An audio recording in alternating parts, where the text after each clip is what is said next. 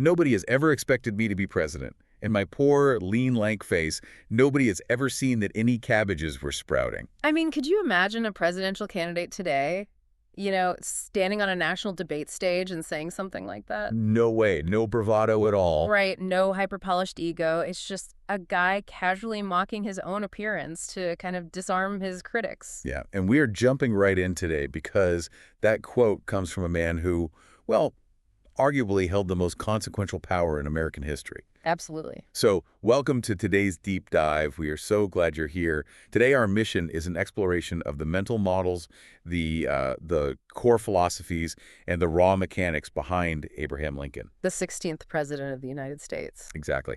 And to do this, we are pulling from a really detailed biographical sketch which traces his timeline from his birth in 1809 all the way to his assassination in 1865. Yeah, and we're layering that timeline over a rich collection of his direct quotes. Quotes on power, on adversity, and character.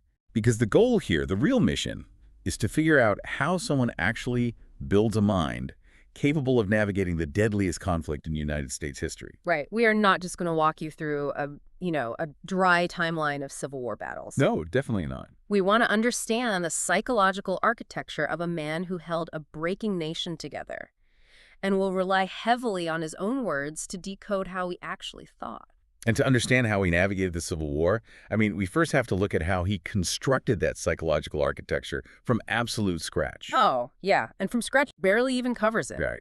He was born on February 12th, 1809, in this literal one-room log cabin. Down near Hodgenville, Kentucky, right. Exactly. And this was a family of very poor pioneers. They were constantly uprooted, moving across Kentucky, then Indiana, then Illinois. Just constantly on the move. Yeah. So when we talk about his youth, we are talking about an environment defined by intense, grueling physical labor. Just sheer survival. Exactly. Survival, not intellectual development. Okay, let's unpack this.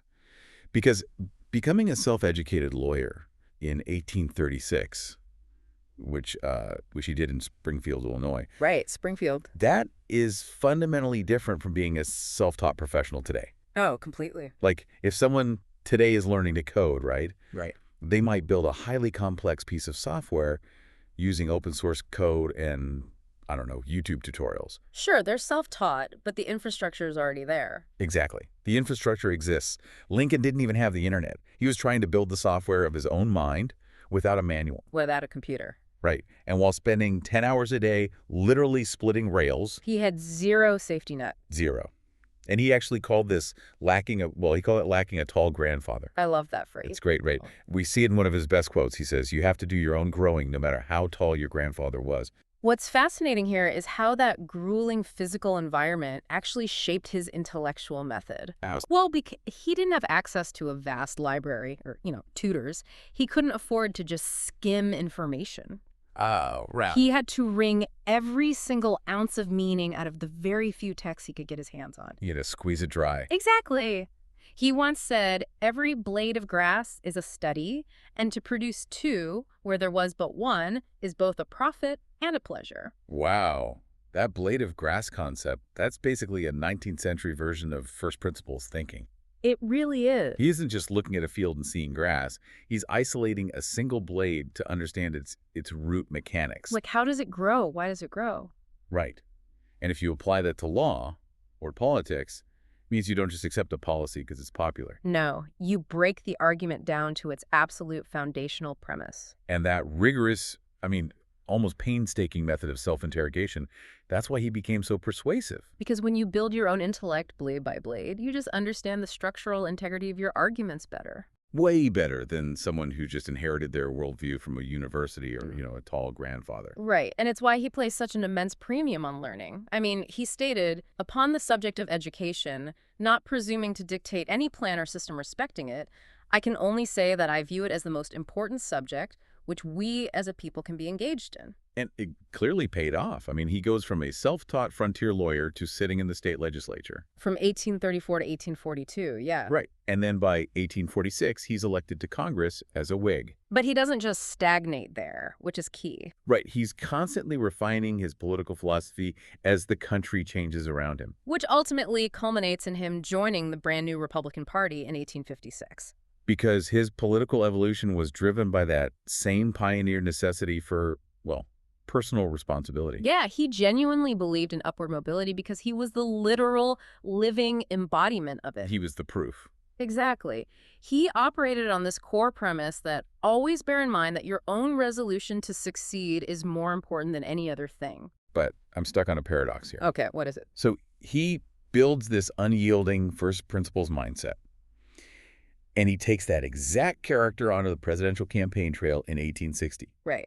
He makes his moral opposition to slavery incredibly clear. And he wins. He does win. But the immediate reward for his honesty is the complete fracturing of the country. Yeah, it falls apart. 7 states secede almost immediately. 4 more follows later. So here's where it gets really interesting. Did his transparent, unyielding stance essentially force the war? It's a huge question. Right. By winning the ultimate power, did he break the very system he was trying to lead? Well, this raises an important point about the nature of leadership itself. Was it a miscalculation on his part, or was it just the inevitable collision of a moral absolute against an unsustainable status quo? An unsustainable status quo, yeah. See, Lincoln didn't view the fracturing as a failure of his campaign. He viewed it as the ultimate test of the nation's character. Oh. Yeah, look at his quote. He said, "Nearly all men can stand adversity, but if you want to test a man's character, give him power." Give him power. Right. He survived the adversity of the frontier. Now, he had presidential power at the precise moment the Southern states decided they no longer wanted to play by the rules of the democratic system. Okay, wait, I want to challenge his framing there just a bit. Sure. The Southern states formed the Confederacy and decided to leave. But didn't the American founding fathers literally secede from the British Empire? They did, yeah. So why did Lincoln view this as something entirely different? It comes down to how he defined the mechanics of democracy. Okay. To Lincoln, a democratic government operates on a binding contract. We hold an election, and we all agree to abide by the results. Even if we lose. Exactly, even if we lose. He said, plainly, the central idea of secession is the essence of anarchy. The essence of anarchy. Right, because if a minority can simply pack up and leave whenever an election doesn't go their way, a democratic republic is mathematically impossible. It'll just keep fracturing. Right. It will just infinitely fragment until you have, warlords and total chaos. So he wasn't just fighting to keep land. No, not at all. He believed he was fighting to prove that a free society could actually survive its own internal disagreements. Which explains why he vowed to preserve the Union even if it meant war. Which officially broke out in April 1861. Right. But a president can't fight a war with just a philosophical argument about anarchy. He needs the public to buy in. And he was a master pragmatist in that regard. He had to be. He understood that political theories don't win wars. People do. He noted public sentiment is everything. With public sentiment, nothing can fail. Without it, nothing can succeed. Which brings up a crazy strategic move. Yeah. How did he actually weaponize that public sentiment? Well, when the fighting started, Lincoln was incredibly strict about his messaging. Right. He defined the Civil War purely as a struggle to save the Union. Just saving the Union. That was the official stated mission, nothing else. Which seems wild in retrospect, but it worked. By defining the war strictly about preserving the Union in those early years, he kept the border states from joining the Confederacy. Ah, right. And he kept Northern Democrats willing to fight. If he had made it a war to end slavery on day one, he likely would have lost the public sentiment required to sustain the army. He was managing the psychology of millions of people in real time. Exactly. But eventually, just trying to put the broken pieces back together wasn't enough. No, because the death toll is mounting. The war is dragging on. And he realizes that a purely structural fix isn't going to solve a deep moral rot.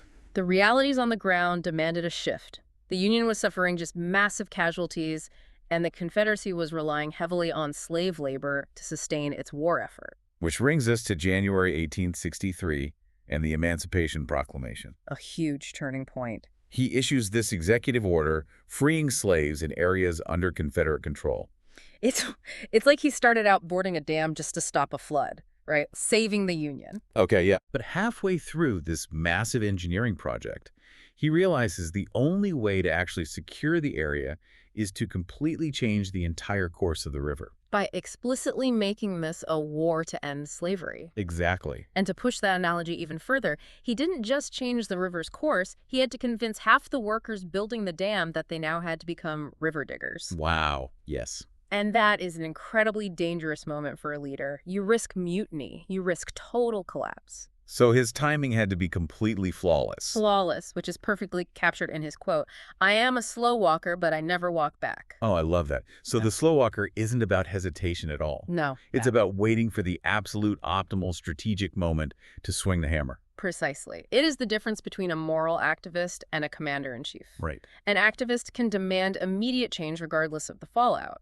But a president has to ensure the change actually survives the fallout. He has to make it stick. Right. He followed his own rule, which was, be sure you put your feet in the right place, then stand firm.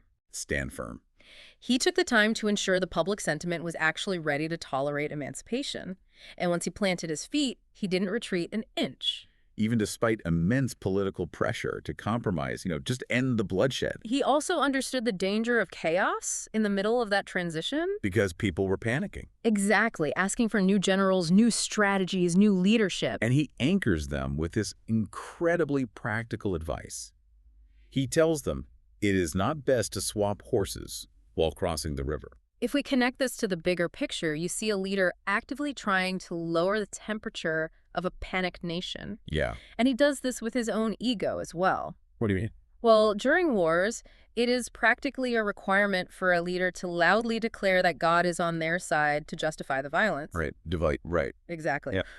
But Lincoln flipped that dynamic entirely. He said, my concern is not whether God is on our side. My greatest concern is to be on God's side, for God is always right. That is just a stunning removal of arrogance. Isn't it? He isn't claiming divine right to do whatever he wants. He is admitting that he's fallible, and he's just trying to align his policies with an objective moral truth. Seeking truth rather than assuming you automatically possess it. There's that first principles mindset again. Exactly. But maintaining that high-minded philosophy became brutally difficult. Yeah, as the consequences of his refusal to walk back materialized on the battlefield. Right. We see that tragic cost crystallize in Pennsylvania later that year, November 1863. The Gettysburg Address? Yes, he delivers the address at the dedication of a military cemetery. It was a decisive turning point, right? A major victory for the Union. But the carnage was just staggering. Unbelievable carnage. And Lincoln absorbed that carnage deeply. He wasn't a detached sociopath moving chess pieces on a board. Well, He was a man prone to profound, debilitating melancholy. he felt it. He did. He once observed, in this sad world of ours, sorrow comes to all, and to the young it comes with bitterest agony because it takes them unawares. He spent 4 years watching an entire generation of young men be completely consumed by that agony.